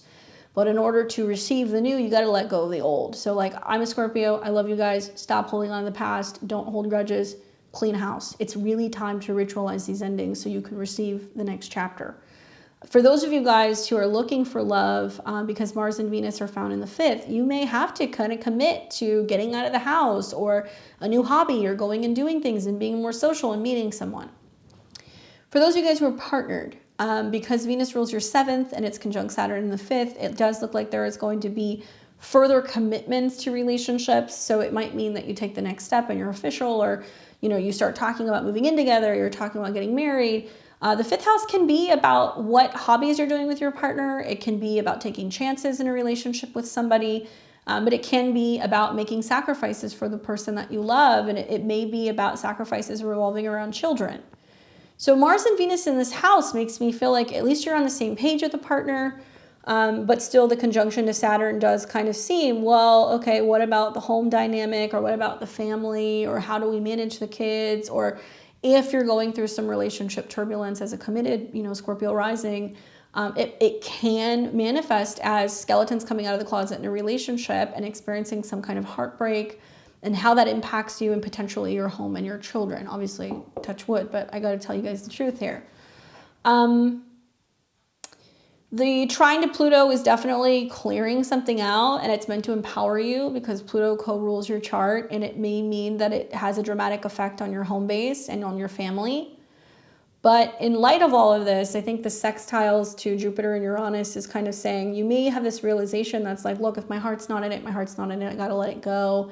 And I might have to set this thing free and kind of just trust the universe and see what else kind of comes down the line. And all of the Scorpio risings are going to see some craziness in their relationships the next couple of months. I don't care if you're in a relationship or not. You will see it. When Jupiter and Uranus align at 21 degrees, you're going to see a sudden relationship escalation. So if you've been just seeing somebody, suddenly it's like, boom, okay, so are we doing this? Like, we talking about marriage and babies, Or if you've had somebody that's been inconsistent, they're going to become very inconsistent out of the blue.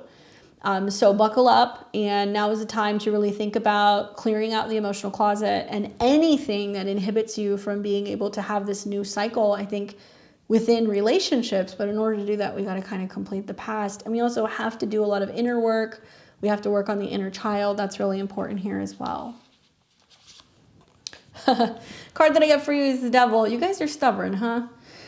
So part of this is Saturn, right? But also I think this can be talking about the things where we kind of get tempted back. And so the Devil is about, toxic energies, obsessions, attachments, addiction, expression. It can be abusive, shadow self, materials, sexual lust, greed, and envy, all right?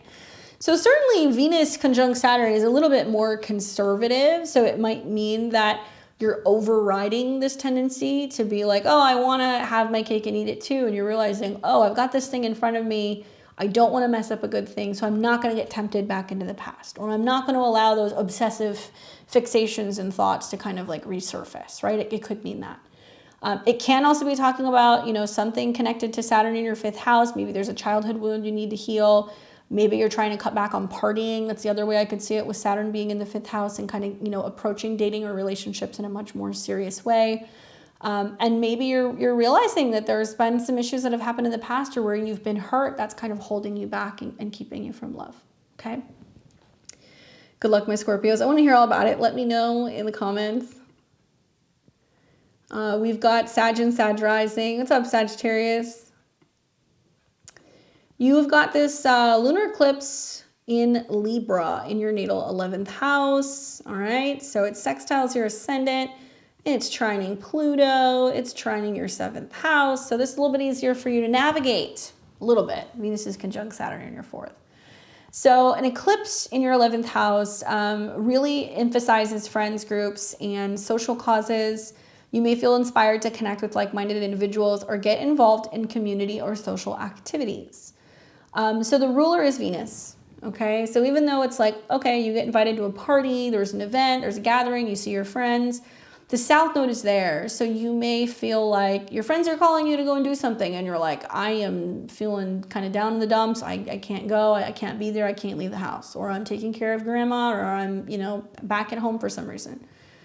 Equally, it can mean that there is some kind of completion and like letting go or mourning of a friend or a friendship. So a friendship could end, or there could be a loss of a friend, unfortunately. And that could be having a huge emotional impact on you. So that gathering that's kind of coming together with other people, maybe the gathering and the get together is a celebration of somebody's life or something like that. That's like a little bit more somber. Now, on the flip side, it can mean that with Venus and Saturn in your 4th house, you're really getting solid when it comes to your home base. And maybe you're saying, hey, I want to have all my friends over at my house. I want to have like a dinner for my friends. Or maybe you're having to paint and wallpaper your home, and you're like, this is too big of a task for me. So you invite your friends over and you're like, come help me with this stuff. Because Venus and Saturn wants to bring structure, and it wants to bring something stable to your home base. So some kind of mix of like friends from the past, or something going on with your home and your family. Family reunions, family gatherings, that can be something that can happen as well. And when Venus is in the 4th house, it can represent like a female friend coming to stay with you, or a female relative coming to stay with you. And so there may be some like party that you have, some like, welcoming party or something for them here. The trine to the third house is big for communication. So there is an opportunity to communicate, connect, share, and learn. And what's challenging is that even though the eclipse is fairly positive in terms of aspects in your chart, all this Pisces at the bottom of the chart in the fourth house is squaring your ascendant and squaring your descendant.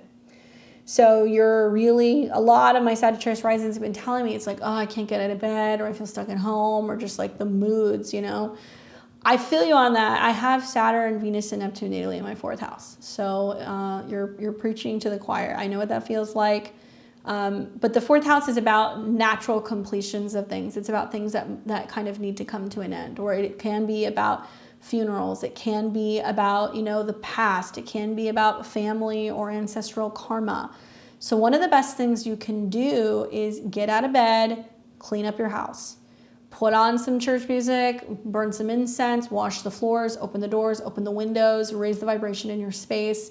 If you feel like you can't leave home, then bring the party to you. Ask people to come and celebrate with you or do something with you.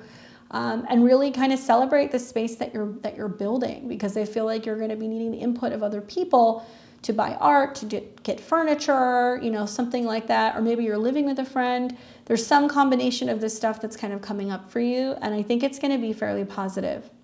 And the next eclipse you'll have in 2 weeks will be all about creativity, self-expression, joy, children. So there's definitely this huge heart opening that's going to be happening right around that time. Oh, I got the Queen of Cups. Thank Goddess. So the Queen of Cups can be a water sign, right? So this can be a Scorpio, Pisces, or a Cancer that can come in, or it can be you kind of embracing more of that water element. This is about compassion, warmth, caring, intuitions, healers, supportive, in the flow, and empathy, right? Not always the easiest traits, obviously, for a fire sign, but I think all these placements in the fourth house is just learning to be more compassionate, right? And learning to be more also patient and sensitive and in tune to your emotions. I think about Jupiter and Uranus being sextile to this in your sixth house, and it's about creating a schedule that it feels like it's creating more leisure time. More time for relaxation, for art, for music, for pleasure, like bringing beauty into your life, because I think you need more of that. And maybe you're trying to create more of that in your home environment or within your routine or the kind of work that you're doing. So it's very supporting that it's sextiling your ruling planet, Jupiter, in your sixth house. And also, Jupiter is the dispositor for all of this. So it means that if you can kind of get with the program and make some changes, either in your workspace or in your home space, to get things flowing again, I think you're going to feel a lot better, and it's going to help you navigate some of these changes that might be going on with your social connections and some of your friends, okay? Good luck, Sag. We've got Capricorn and Capricorn rising. You'll be doing this lunar eclipse in Libra in your natal 10th house. Woo, Capricorn, especially if you have anything 3 to 7 degrees of Capricorn, pay attention because it will square you. This is an eclipse in your 10th house of career, so it's a completion eclipse with the South Node. And this is all about career goals, reputations. This is all being emphasized. The relationship you have to other people. It can be your bosses, it can be your parents. This could also be your relationship status, okay? So for those of you guys who are like retired, it could be like, okay, well now what am I known as now that I'm not working? Or, I was single and now I'm married, or I was married and now I'm separating. That can kind of come up here because the moon rules relationships. All right, so what do I see here? Well, I think that it can bring changes or new opportunities in your professional life. And I think many of you guys are going to be reassessing your long-term goals and ambitions. You may realize this is not the job for me. It's time for me to bounce. You may also realize I don't like who I'm working for. I don't feel like I have support in the office space, or I'm considering other options. I'm willing to let it go. That could happen. Venus is the ruler of this eclipse, and she is conjunct Saturn. So, you Aquarius and Pisces, you guys are the ones who are, I think, kind of benefiting from this because of the Venus-Saturn conjunction. But this tells me that something is being brought to you. Okay, brought to your attention, maybe, your Saturn. So it might mean that you get an email from a boss, or, you know, you get a call back for an interview, or, you know, you sign a paper saying, I resign, you know, something like that, that you're allowing to happen, that you're letting go, but it's actually going to be beneficial for you in the long term. Now, it can also indicate that this is a big completion period for your career. Maybe you're launching a website. Maybe you do an interview on a podcast and it ends up being really big because somebody brings you on and they host you. Maybe you're writing a book, you know, you're learning something. But whatever it is, it's meant to be more creative, more expressive. It's meant to bring you more in terms of resources, and it's beneficial, I promise. But if you have to have a serious conversation or a heart-to-heart with a partner or with somebody at work, likely this will be emphasized. But Venus brings sweetness to what can sometimes be harsh with Saturn placements. This is all in opposition to a bunch of planets in your 10th house. So you're like, I got a lot going on at home. I'm, you know, back home taking care of a parent. I'm moving house. I've got some major change in my private life and the impact that it's having at work. And you will be surprised how much a little bit of communication will go. Be honest with people you work with. If you got stuff going on that's inhibiting you or making it challenging you for you to focus on at work, or if you're saying, you know what, I have to step away from my position right now, I've got too much stuff going on, I need to prioritize my family, or we're moving, that can come up here also, and you may need to, you know, start the beginning process of this. Thankfully, the trine to Pluto tells me, yeah, it's going to create a big change or transformation in your resources, but I think that at the end of the day, it's like you feel good and you feel solid in making this choice. You might say, well, I've got another job lined up, or, you know, I've got enough savings, or, you know, I'm doing good enough in my own business that I can finally step away. And I like that Saturn, which rules your chart, is sextiling Jupiter. Some of you guys are like, I'm doing it because I need to, you know, help raise my kids, or I'm, you know, doing it because I have a business that I'm launching and it's like more creative and it's taking off and it's taking up too much of my time. Certainly Venus and Saturn in the 3rd house can also be that, you know, there's some stuff going on at work because you're having some transportation issues. So there can be some delays with getting to and from work, or some issues that you've got going on with a vehicle. And you may also have some stuff going on where you're needing to have a heart-to-heart conversation with a parent about a sibling, particularly like a female sibling, because Venus is conjunct Saturn in Pisces. And finally, maybe airing out something and having a conversation or a discussion and like trying to, you know, reach some kind of conclusion on a matter. I could see that happening as well. But like I said, because this is 10 signs from you, the eclipse is going to be squaring you in one way and also opposing all this Aries. So Capricorn is known for its strength, its dedication, its focus, its commitment, its endurance. So as this squares, you're kind of learning to say, you know what, I can kind of accept the fact that I don't need to be super focused at work right now. I'm, you know, focusing on kind of building my inner world and my private life, and I'm willing to kind of part ways with old, outdated, you know, kind of statuses professionally. The card that I get is the Queen of Swords. I like this. This is very Libra energy. Very diplomatic, right? But this is also about communications and making an announcement, or, you know, working with somebody and like drafting something up. So this can be about an Aries, this can be about an Aquarius, a Libra, or a Gemini that can come into your life, or just you being more like the Queen of Swords who's directing her words. She's independent, intelligent, honest, fair, clear boundaries, direct communication, constructive criticism, objective, and logical. Right? So you can get some kind of like objective, you know, kind of feedback, or maybe somebody's giving you some constructive criticism about something, but it's to like make it better. Especially if you're getting ready to launch something, or if you're like, I'm going to send this note to my boss, I'd be like, okay, have somebody look at it first and go back and forth with them before you send it, and make sure that it's clear and it's concise, but it looks like you're going to get the point across and you're going to make quite a statement during this particular eclipse. Good luck, my Capricorns. I've got Aquarius and Aquarius rising. You'll be doing this eclipse in Libra. It's a Libra lunar eclipse in your natal 9th house in a fellow sister air sign. So you will be experiencing trines to Pluto in your sign. So your ability to change, to transform, to be reborn has a huge impact on this particular eclipse. Well, an eclipse in the 9th house, this is basically for you all about, you know, I think travel. It can be about education. This can be about your philosophies about the world. Travel, obviously, you know, is a huge focus. So we can see like legal documents that can kind of go on here as well. And maybe completions of something that you've been learning. So I see people graduate with these eclipses. I've also seen people get certifications with these eclipses.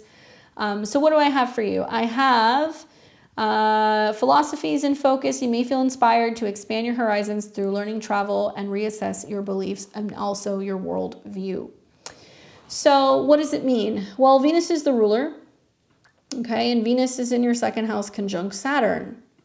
So it looks like you might be saying, yeah, I'm willing to, you know, spring for buying the airplane tickets for the trip. Or I finally possess my diploma in hand. Second house is what we possess. Or you're having to spend a little bit of money to, you know, get some kind of legal document completed and work with an attorney. It may also mean because Saturn is your ruler and Venus is conjunct your fourth house, you're making some big decisions about what you're doing with your money, where you're investing your money, you know, renovating homes, purchasing property, buying real estate. It might be about also like decorating something because the second house can be your style. And so you may be consulting with an interior designer or you're talking to a lawyer about, you know, a property or estate situation, like that kind of stuff.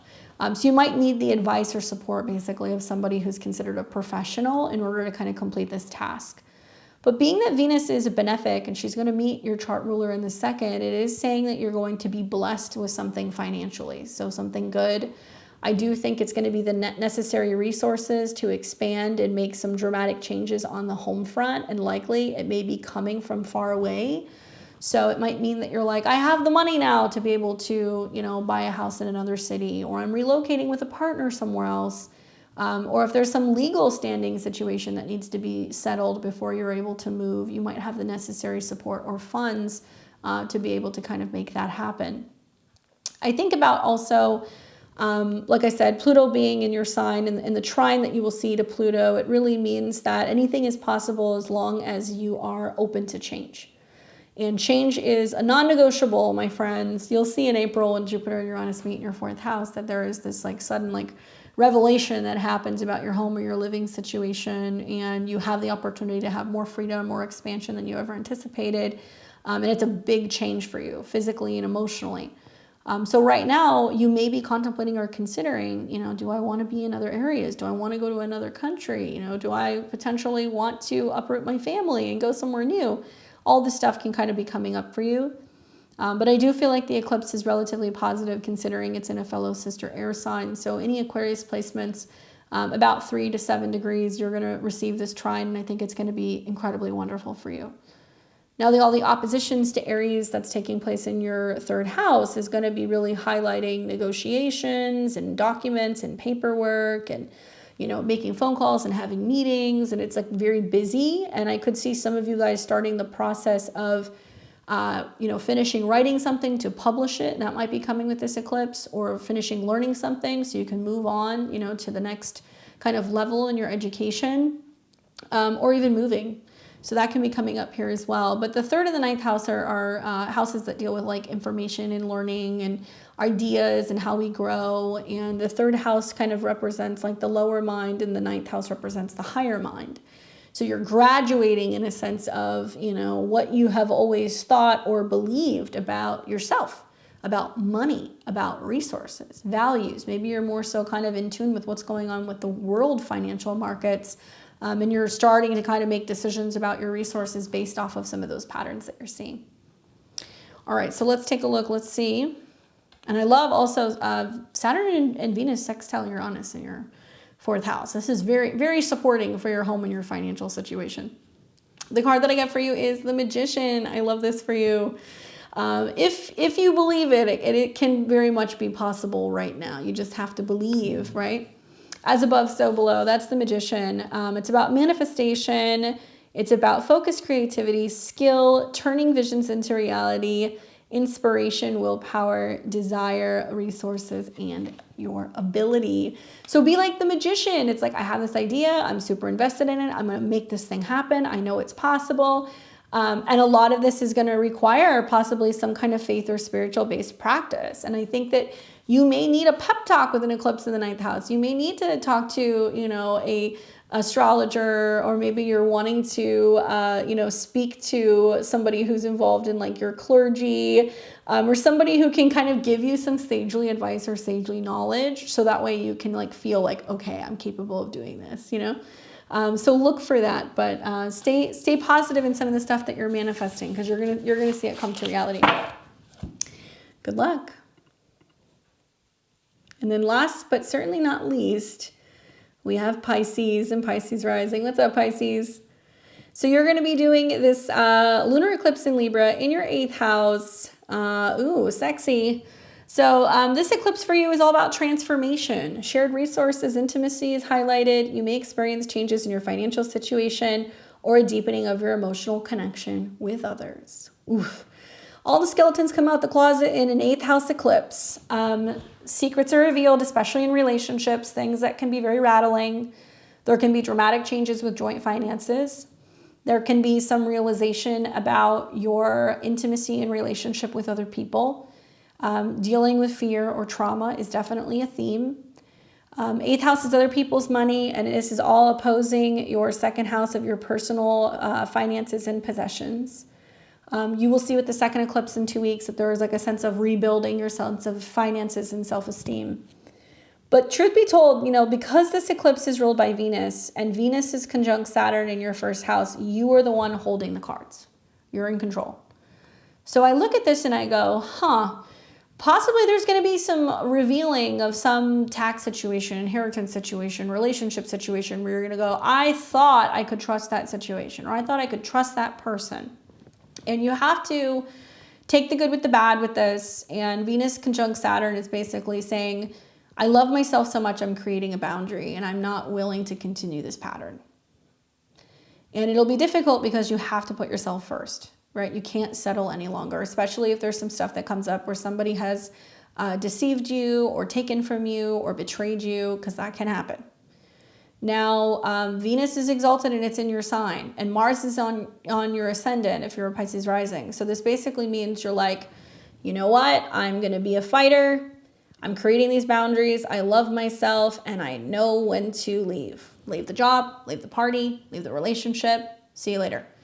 And stepping aside, right? So it can very much be about these things. Equally, this can be a huge transformation of your appearance. Right? And Venus being here is like, okay, there's something that you're changing, you know? I could see a lot of Pisces risings, you know, embracing getting older. They could also be embracing style changes, more definition. Also, Saturn definitely deals with kind of toning up and being leaner. So some of you guys might be like, okay, you know, boom, here's this transformation. Look at the before and after picture of me. And the effects of making some, you know, changes in your life, or detoxing, or like, you know, cutting 180 pounds of like a crappy ex-boyfriend, and just like the energy shift that you can actually see in your photos. Yeah, I think it could be like a grand reveal of how much you have changed. But equally, there can definitely be a lot of emotions that are coming up, and you have to be really sensitive with yourself right now and compassionate. And give yourself time to integrate and move through some of these changes, because it can kind of rock you a little bit financially or in terms of your security.